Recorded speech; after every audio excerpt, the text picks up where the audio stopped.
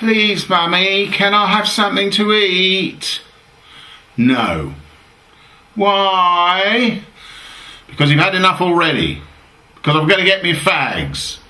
Because we need a big telly so Daddy can watch the football. Because we're going down the pub tomorrow night. Lots of good reasons. Now, son, I'm glad you're growing up and taking more responsibility, earning a bit through your paper round. Of course, in this time of austerity, that money has to go into the household pot.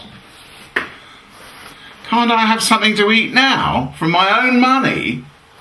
No. Why?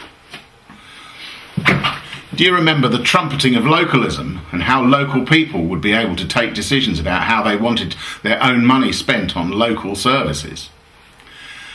Now we can't have pedestrianisation, even if we underwrite any costs it might incur ourselves. And the town council plan to reinstate youth services at the Burton Centre is not sustainable because it would be funded out of our money as council taxpayers. And we can't have any free parking because it would set a precedent in other towns and St Edmundsbury.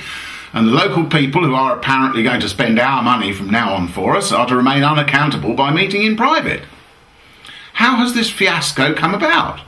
How has an idea which promised so much for local communities been twisted to suit the ends of just about everyone except the local community? The only answer I can come up with, I'm sorry to say, is politics. I don't like to see politics playing a large part in local government, but it does. Even if a community says it is prepared to shell out a bit extra for something, our current masters are opposed to it because it is seen as the great monster, public spending. Government axes its grants to local government.